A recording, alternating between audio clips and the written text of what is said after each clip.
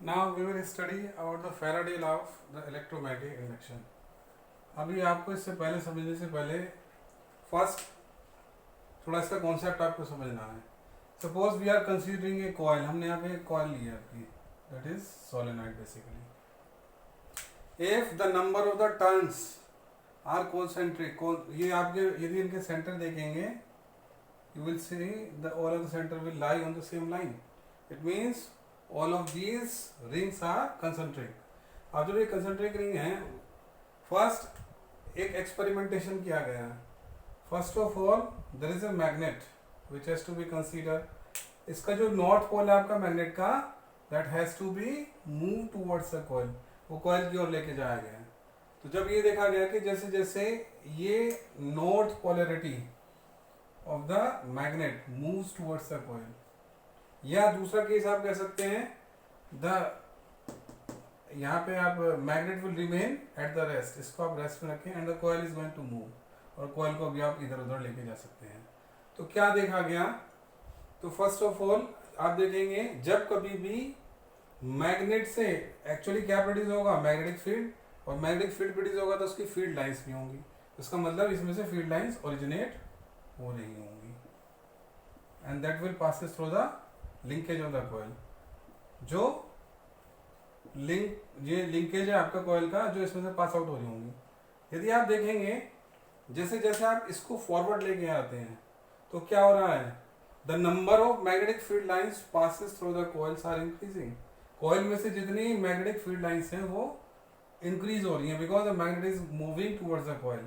क्योंकि मैग्नेट आप किसके साइड में लेके जा रहे हैं, कॉइल की साइड में. तो आपने पढ़ा था कि whenever there is a change in the magnetic flux or either the change in the electric flux will take place, the different of them has to occur. यदि इसमें से मैग्नेटिक फ्लक्स चेंज हो रहा है तो उसमें क्या प्रोड्यूस होगा, induce supply of the current. तो इसमें क्या जनरेट होगी, करंट जनरेट होगी. अब वो करंट कैसे जनरेट होती है पहले आपको ये समझना है. देखिए जब आप इसको फॉरवर्ड लेके जाते हैं तो जो मैग्नेटिक फील्ड लाइंस हैं they are going to increase regularly, time by time they are going to increase. But as you are taking it move forward, जैसे जैसे आप पीछे की ओर लेके जाते हैं, number of the field lines becomes decrease. तो फैराडे ने पहले लॉ में अपने ये कहा था कि whenever the amount of the magnetic flux linkage with this circuit becomes changed, then the EMF is introduced. उसमें एक EMF produce होती है, introduce होती है.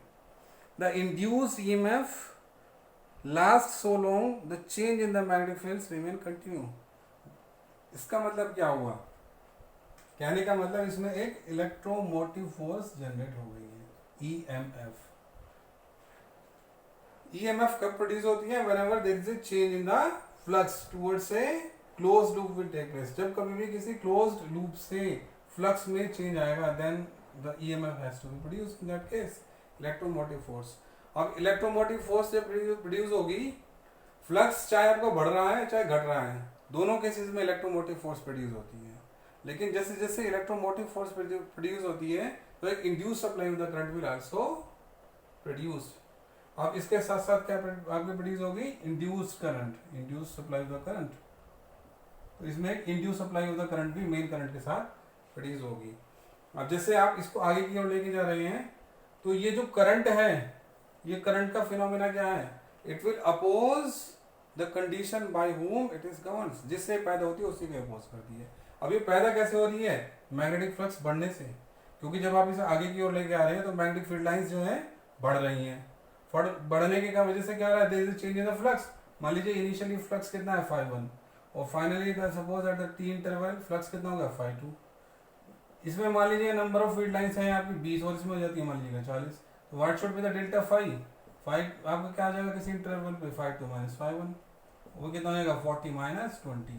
इसको पर यूनिट टाइम आप ले लीजिएगा, मतलब change in flux per unit time, del phi upon del T, that will be the EMF, that will be the EMF. अब देखिएगा, अब इसमें induce supply of the current होगी, वो अपोज करेगी किस फिनोमेना का, जिससे वो खुद पैदा होती है. पैदा किस वजह से हो रही है, ये फ्लक्स के बढ़ने से.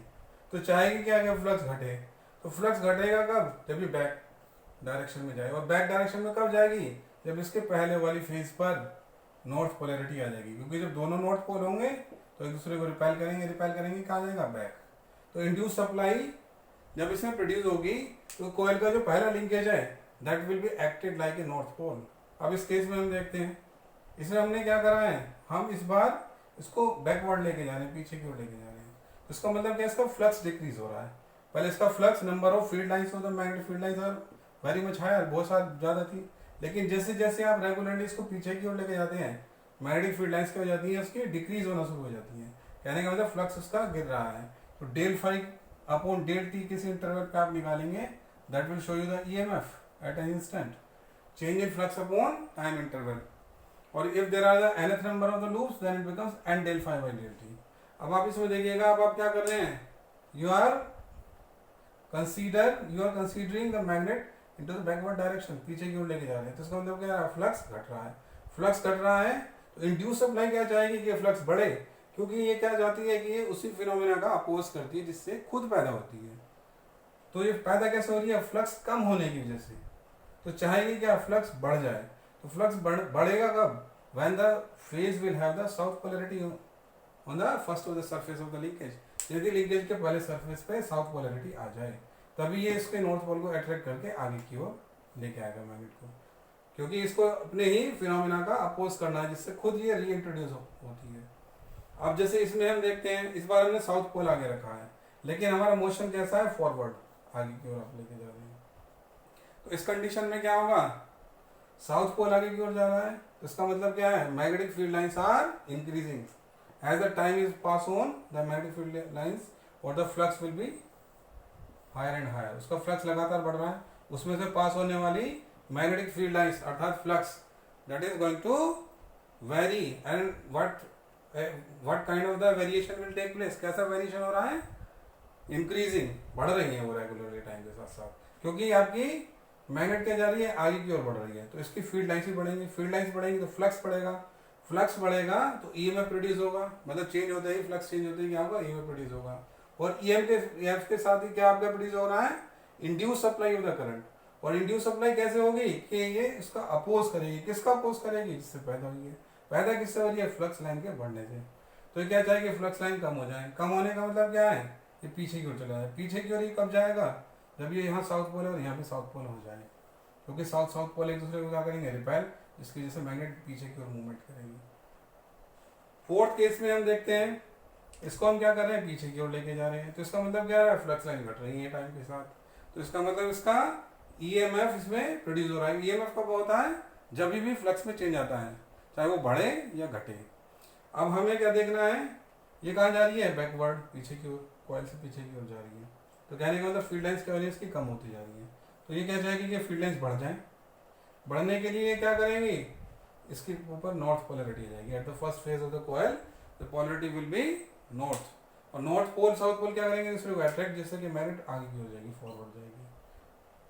तो that was the law of the Faraday. First law of the Faraday क्या था कि whenever there is a change of the flux will take place through a coil by means of a magnet, then there is a introduce of the EMF. जैसे जैसे इसमें से magnetic field lines change होती हैं, very करती हैं linkage में से, क्लोज लिंकेज में से, इनमें से, लूप में से, तो so will also there is a produce of the EMF will take place.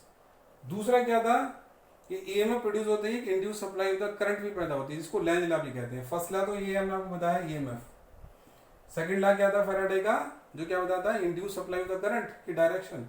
और वो क्या कैसी होती है कि that will always oppose to the phenomena by whom it will governs, जिससे पैदा होती है उसी को अपोज करती है, जो हमने आपको इस एग्जांपल से अभी इलस्ट्रेशन के थ्रू आपको बताया है।